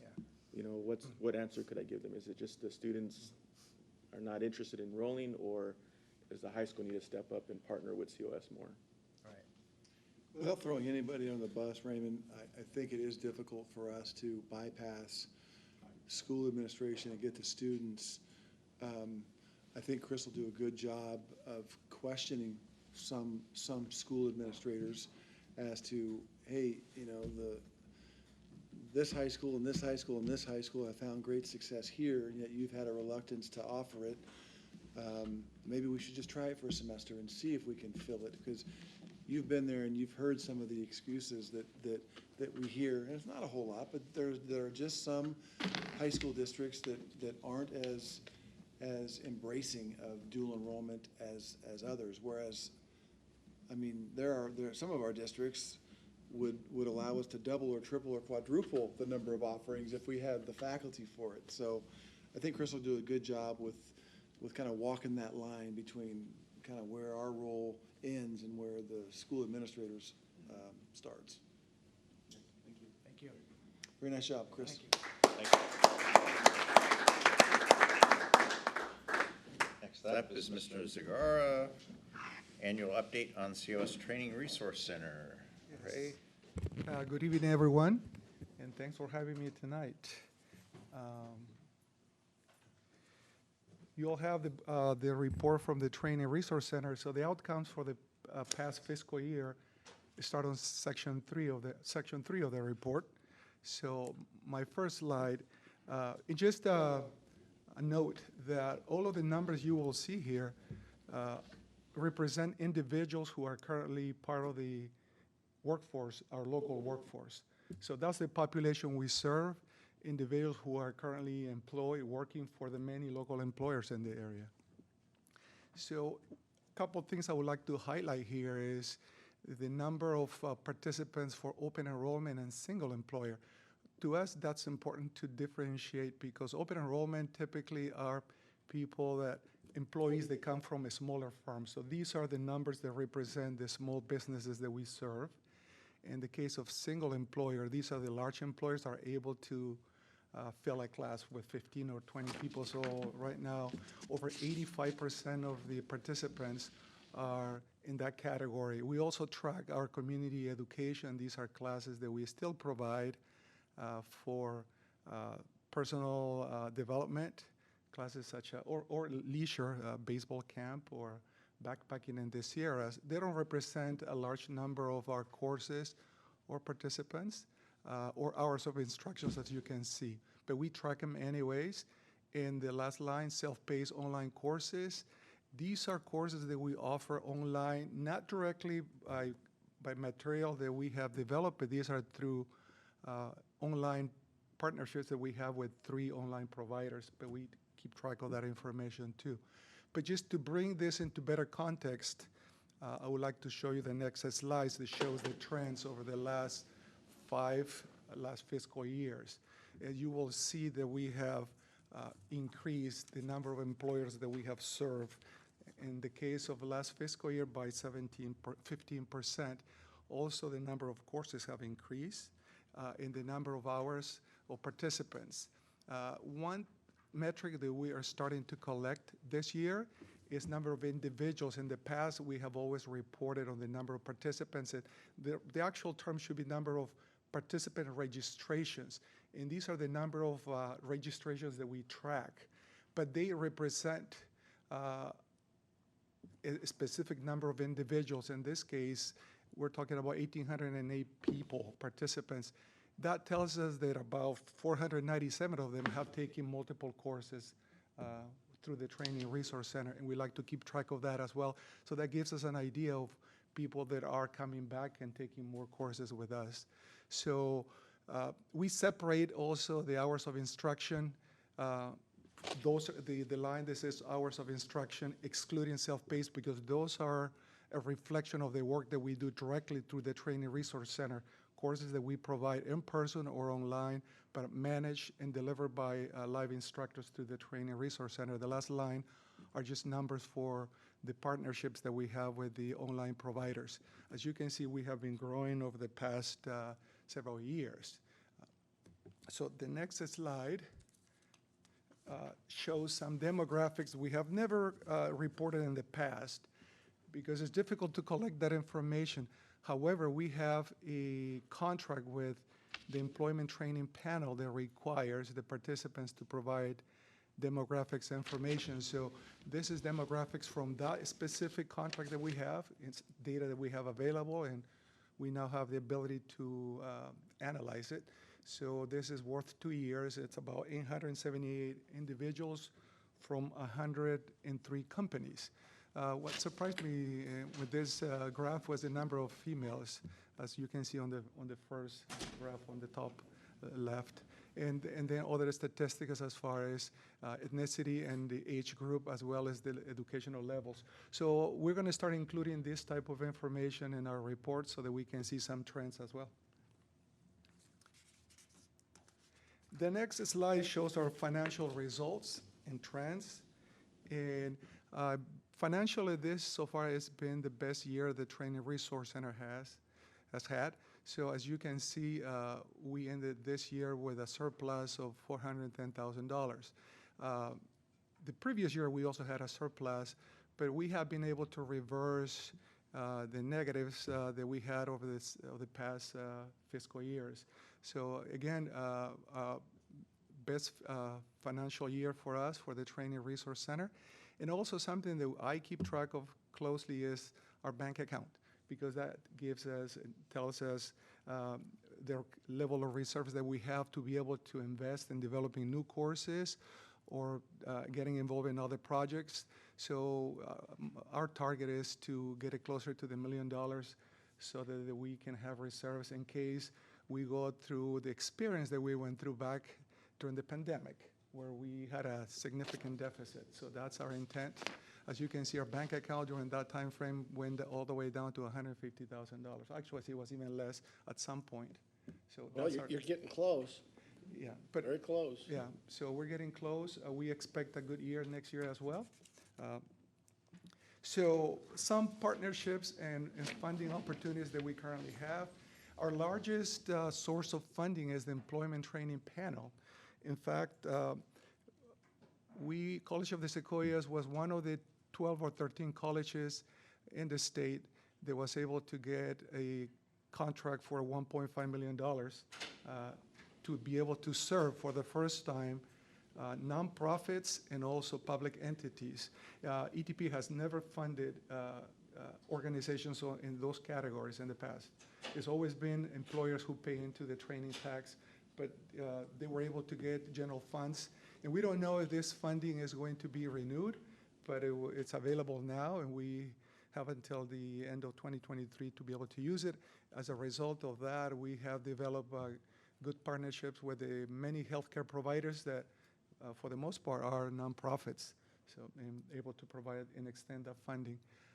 We also have 2 grants that allow us to maintain and sustain our food safety trainings. We have many food safety trainings, and COS Tulare campus is our hub for food safety, and we have also the agricultural programs there, so that's a good complement to our ag programs at COS Tulare. So we have 2 grants for food safety grants.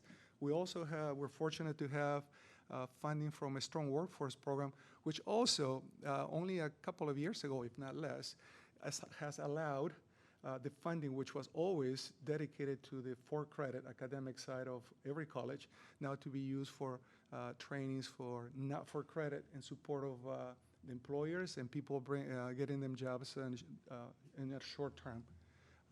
We also are part of one of 2 grants that the EDA awarded nationwide.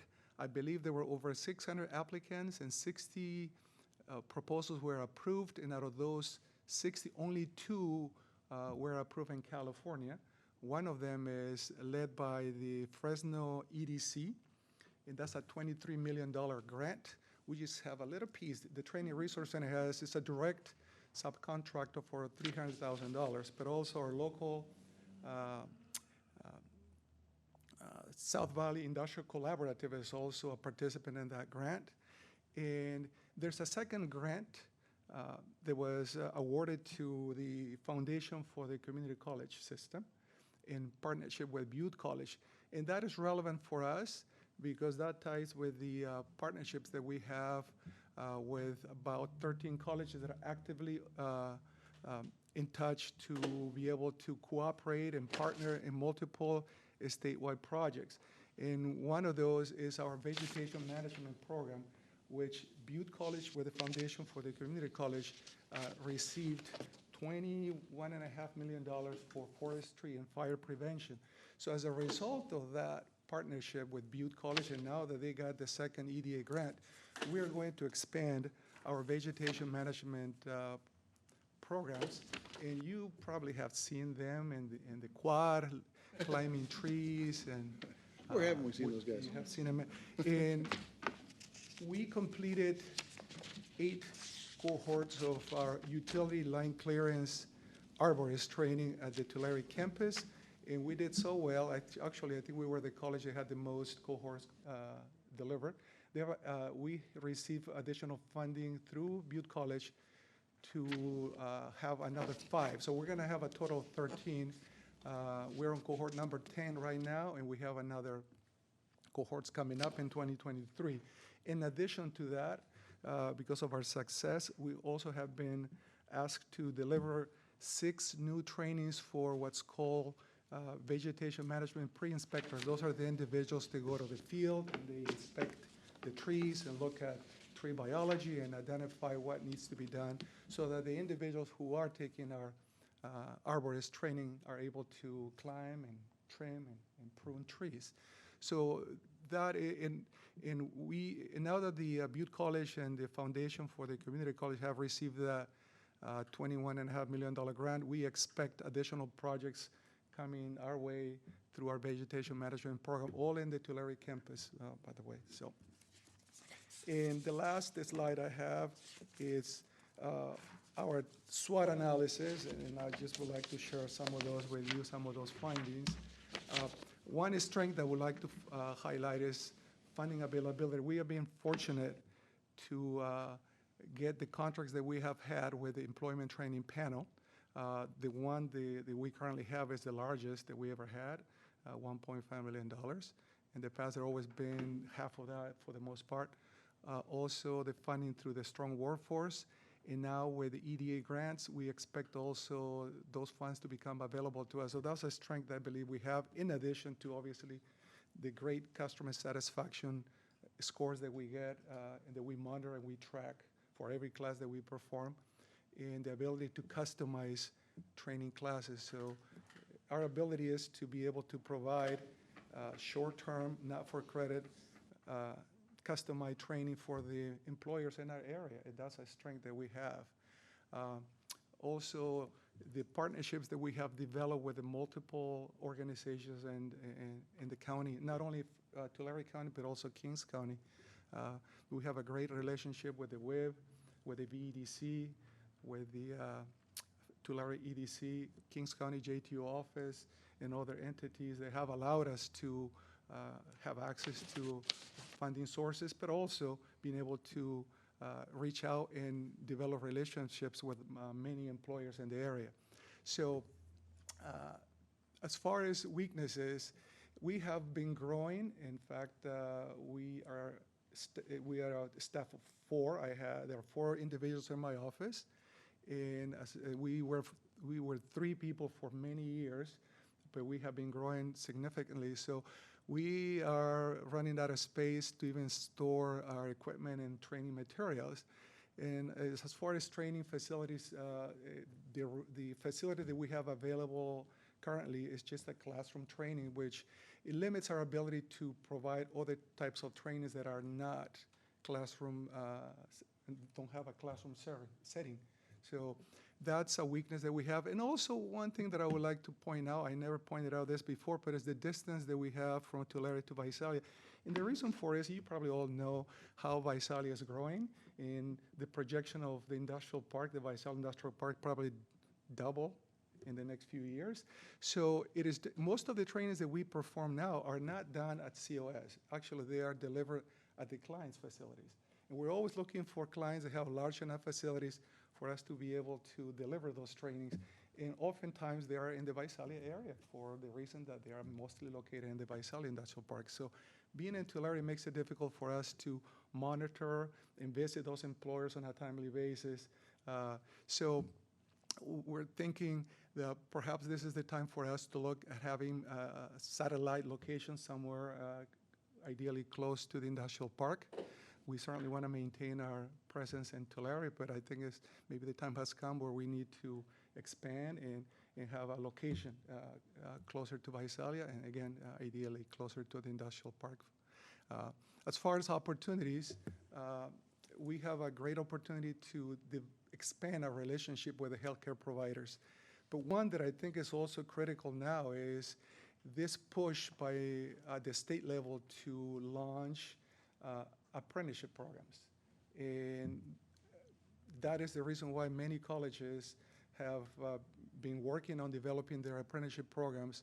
And there's a local entity to here, Produce, has announced their new apprenticeship program, what's called non-traditional, meaning non-union apprenticeship program.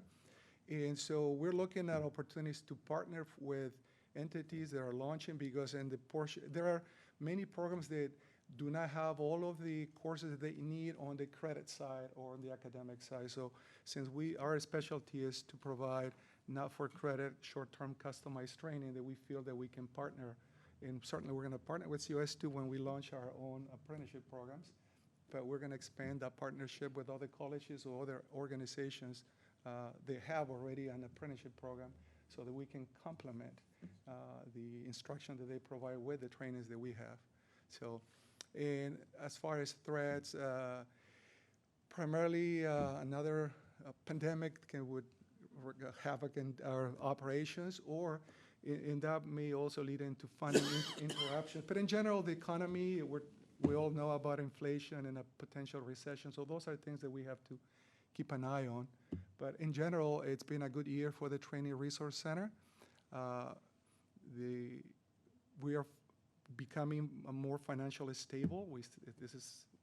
And we're hoping that the next year too, we will have a good fiscal year, not only financially, but also show some growth. Thank you. I don't know if you have any questions for me. Jorge, is it fair to say that your ability to generate bottom line results of profit. For instance, this year, 400,000. Yeah. And I know you listed some funding sources, but would it be fair to say that whatever bottom line you're able to generate is a result of the services that you do for the private sector and the fees that they pay? Because I suspect those grants, you're not able to profit off of those. No, those just cover. So that would be a true statement then. It is to an extent, because there are many employers that have their own training budgets, and they don't want to work, we don't want to deal with any paperwork, so they tell us oftentimes, we just don't need any of the fundings that you have available, so they pay it out of their own pocket. But in many cases, I say the majority of the employers take advantage of our ETP contract, because that's a reimbursement program that offsets, and in many cases covers the entire expense of the training. So any employer that is private, for the most part, is eligible for that funding. So they receive the grant and then they pass it on. We receive to the you grant. for- We receive the grant. It's a contract. We receive the contract, and we provide the training. We upfront the cost, and if they meet the eligibility requirements of their employees, then they don't have to pay. So we are kind of financing the training on their behalf.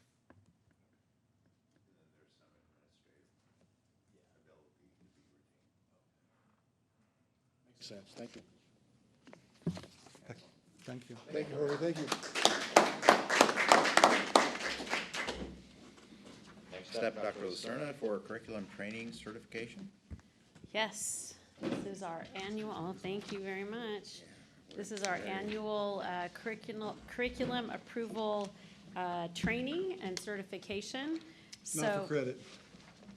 Not for credit? No, Guys aren't getting credit, are they? there's a quiz at the end. Mr. Sherman, please start taking notes, because you I'm not taking have to get an A. So this is every October, we're required to do a certification with the Chancellor's Office that allows the Board of Trustees to approve our local credit courses, non-credit, new programs, new CTE programs, and some non-credit programs. So the certification allows those to be approved by the board. And so we have we have a local approval, goes through our academic senate, and our curriculum committee comes here for CTE programs. We have regional recommendations, and then this is the certification before it goes to chaptering. So this annual certification, couple of the things that are important is that we agree that the district course outlines of record have been approved by the governing board, and so when you see those curriculum reports every month, that's what you're doing, you're approving those. That we have a local board approval for our work experience program on file, and that the last bullet, mandatory training is completed for curriculum committees and responsible administrators to ensure compliance, which includes all of you as the board members who approve it. So we still have all of the curriculum has to be submitted to the Chancellor's Office for final chaptering before we can offer them, but we get automatic approval if we've signed this certification. And it really just streamlines our processes. So as you're aware, our process here is that we have 5-year and 2-year cycles. Career technical education programs are on 2-year cycles. They originate at the division or department. They go to the curriculum committee. They go to the academic senate for approval, the board of trustees, and then finally to the Chancellor's Office. And they can't go into our catalog or be offered in our schedule unless all of those things have happened. And I think one of the important things about that is that if we don't have curriculum, we don't have classes, and then we don't get money for our apportionment, right? So curriculum is kind of at the core of all of our funding because we need to have that to be able to offer the classes. So you all know all this already. What we thought we'd share with you is just some updated recent information and legislation that deals with curriculum. We already talked about AB 705. Well, there's a new bill called AB 1705. Oh, I thought I caught you in an error. No, you did not. It's new. was You were gonna already jump on marking it. that. Yeah, you did. Luckily, I got you before. But good. You passed the first quiz, Mr. Nunez. And so this was just signed by the governor in the last week. And it expands AB 705 and AB 1805, there was already a second bill, AB 1805. And what they're doing is now that the first one, you guys remember, we've talked about that a lot, but this one shifts so that we can't, we have to actually place students. So not just assess them, but we have to actually place students in and enroll them in transfer level math and English. What was happening at some colleges is they were adding extra steps for students to get into to the transfer level classes, and there were a lot of colleges, that still offer below transfer level math and English. So this is really cleaning that up. We've been in compliance, but it's also one of the things we're going to have to deal with, though, is that you can no longer have more than 2 math classes before you get to calculus, and we currently have 3. And so that is one thing that you're going to see moving forward based on this new law here after discussions with the math faculty and their department through curriculum and then approval through academic senate. There's a second bill, AB 1187, that's going to allow us to now claim apportionment for non-credit tutoring. And right now we can claim apportionment for credit tutoring, but this open it up for non-credit tutoring and allowed us to claim some new categories that we weren't allowed to claim for tutoring before. So that's the first one. So any questions or keep going? I have an unrelated question. Okay. It's just for my curiosity. It's okay. If a freshman or a first-year student, their first semester doesn't enroll in English or math, and then their second semester they just do English, is there some type of system that requires them to enroll into math, or how does that work? No, but the counselors and their student education plans will guide them and reinforce and basically kind of require them to do it, because we get additional funding for the student success portion of our funding formula for getting them through in the first year. And so we really, if you look at the student education plans, they are recommending math and English in the first semester. And so as long as we can get them into those classes, we really push our students to get that done in the first semester. So If they don't talk to a counselor, does someone reach out to them, or how does that individual get notified? So new students, they're all required to see a counselor in the first semester. So they're required to do that. That's one of their enrollment requirements. But so I imagine if they were in maybe an AA degree that wasn't a transfer degree, they might be able to slip through. But we do have a lot of other programs like our Student Success or EOPS or others that may be reaching out to those students, but I think it would be very few that got through without seeing a counselor in their first semester. Yeah, no problem. So other current legislation that you're going to be hearing about is AB 1111, and that's Common Course Numbering. And so that is requiring all community colleges to have the same course numbering system. So right now, you could have a class that's called English 1 at COS, and English 101 at Reedley College, and English 1A at LA Pierce College. They could all have different names but be the same class. This legislation is requiring the California community colleges to have the same numbering system for all their classes. There was a lot of pushback on that because it only requires California community colleges to do that, but it doesn't require the CSUs or the UCs to do that. And so although we may be forced to go under this process, it may not align with what happens at the CSU or the UC. There's a task force at the chancellor's level that has faculty and administrators on it that will be looking at this law and providing guidance on it. So does that assume that there is a certain number of elements that must be covered, and they give some flexibility here locally as to how those get covered? Is that Yeah, we how you do currently that? have a course identification system, but and it has certain requirements that need to be in each course, objectives, outcomes, those kinds of things. But everyone can have a different number for it. Now, if you're gonna fit under that one, you have to have the same number. That's what's gonna end up happening. So if and when that, I mean, it is passed now, but as that guidance comes out, you're gonna see a lot of classes come forward, or courses come forward for renumbering here. So that's gonna be fun. It's gonna be a huge project.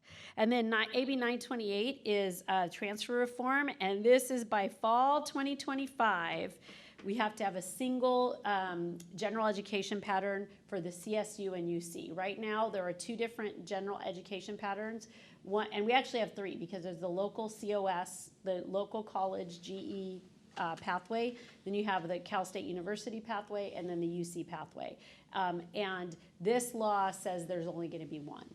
And so this is, right now, the academic senates from the 3 colleges, the Cal State, the UC, and the community colleges are working together to try to come up with a decision on that. But if they don't by May, then the administration from those 3 agencies will get to develop this. So by 2025, we are going to have one pattern called the CalGETC, California GE Transfer Curriculum. And so that is going to be big, huge change here, and we will bring more information to you as that rolls out. We also have new work experience regulations that were just approved in July, and it helps. We can now have unpaid work experience, and it changed our formulas for work experience and permits also non-credit work experience. And we are required to create new policies. We have a task force coming together to look at that locally and see how we're going to update our local policies and procedures to abide by that law. So you'll be hearing more about that. The last one is equity in curriculum. So there is also new policy or a practice that's come out from the statewide academic senate and the chancellor's office and our statewide student senate called the DEI, so diversity, equity, and inclusion in curriculum model principles and practices. And the curriculum committee has already developed a process for equity review in our curriculum, but now we will be expanding on that. But you can see some examples of things that focus on equity is making sure we have the right types of units, that we aren't inflating units in any of our classes, reducing costs for textbooks, trying to get 0 textbook costs and 0 costs for materials fees and those types of things. Make sure that we have appropriate distance education resources, looking at course content, and you'll see one coming up in our curriculum report, but are we making our course descriptions interesting to students, inviting to students, exciting for students, and making sure that we don't, limit students from being able to get in specific courses. And AB 1705 and 705 are a good example of that type of equity. So we're in the process of doing that as well, and more information will be coming forward on that. So, focused on some new legislation, more to come as those come through COS, but that is your training, and I will now disperse the quiz for Mr. Sherman. Any questions? Sounds really exciting. Oh yeah, it's a lot of work. Good job, Jennifer. Thank you. Thank you. Next up, consent calendar. All items on the consent calendar considered routine and will be enacted by one motion. An item may be removed from the consent calendar at the request of any member of the board or any person in the audience and considered as a separate agenda item. Tonight we have item 4, minutes of the previous meeting. Item 5, personnel report. 6 is payment of bills. 7 is 2022-23 working budget approval. Number 8 is physical therapist assistant program agreements with 3 partners. Out-of-state travel requests for the COS Chamber Singers, and item 10 is out-of-state travel request HBCU Pathways Program. Entertain a motion to accept or to pull from the board, or if there's anyone that would like to comment from the audience. I'd like to pull item 8. Item 8 is pulled. Any others? I move for approval of consent calendar with the exception of item 8. Second. Moved by Trustee Nunes, seconded by Trustee Sherman to accept all consent items with the exception of item 8. All those in favor signify by saying aye. Aye. Any opposed? Same. Passes unanimously. Trustee Cardoza is absent. Item 8. Trustee. Yeah, I just had a quick question. I see that some of the agreements are with, I imagine those are their corporate office in Modesto and Santa Ana. I did look up Golden Bear, and their closest office is in Fresno, so it made me wonder if some of the students have to go out of Tulare County to get some of the internship experience. Quite often, some of our students aren't from Tulare County for programs like this, as you well know, for nursing. And so it could very well be that a student is in Modesto or is living in Santa Ana, and so we've made arrangements for they could do their clinicals in those areas. I'm sure there are other reasons why, but I know that we've done that in the past. That's exactly what I was trying to maybe highlight, that if there is a need to be more convenient to the student, that these contracts most likely are geared towards Absolutely. that request. Yeah, a couple times a year, you'll see one that just doesn't, you'll think, gosh, are we gonna have somebody have to drive up in the mountains, you know? And normally it's, the student lives up in the mountains, Sure. and we're trying to get them the clinicals closer to home. So I just wanted to bring that to, just Great interested question, in, no concern with approving it, so unless there's any other questions, I motion to approve item 8. Second. Approved by, or moved by Trustee Macareno, second by Trustee Sherman, I believe it was. Yes, to approve item 8. All those in favor signify by saying aye. Aye. Any opposed, the same. Passes unanimously. Trustee Cardoza absent. Action items, item 11, curriculum, new, modified, and deleted. Dr. Lacerna, very short list today. Yes, and now that you've had your training and passed your quiz, you can approve the curriculum. So we have a new subject area that's public health science. And so this is in alignment with an associate degree for transfer, and it will combine our health and wellness and some of our kinesiology courses into this program called public health science. We have a new course in web design, and this was, we had that faculty member we hired last year to come in and help us with our graphic design program and turning it into a multimedia design program. And so this is one of those courses that he was able to help us with. And then we have course modifications. And I just wanted to point out the first two in anthropology and archaeology. Dr. Prochnow was one of the first to kind of look at the equity in the descriptions. And so she tried to make it exciting for students. So want to learn about your origins, primates, and forensic anthropology in one class. And then my favorite, can you dig it, for archaeology. So she's trying to entice students and make the descriptions a little more exciting. So, yeah, can you dig it? Can I do what you might, can you dig it? Can you dig it? And so those were for 5-year review, and then we have our ITEC 174 and 176, an update to our philosophy course, and an update to our welding course, all here for 5-year review. So on ITech 174, Yeah. we're increasing the Yes. unit approval? Yes, we, number of units? Yeah, 174 and 175, or 176, sorry. Yeah. They both increased units from, both classes went from 2 hours of lecture and 3 hours of lab to 3 hours of lecture and 3 hours of lab. Now, with that type of change, when it's increasing units, the faculty member actually comes before the curriculum committee and presents the reasoning. We have a full discussion with it. We make sure that we get all of the information because it does have a potential impact on students. And so in this case, the faculty member came, met with us, and we reviewed everything. The curriculum committee was in agreement with his proposal. And believe me, I'm the one, I really ask a lot of questions on these, but he was able to explain some of the things that he was needing to do in lecture that increased that unit value. And so that was approved by the Curriculum Committee and Academic Senate.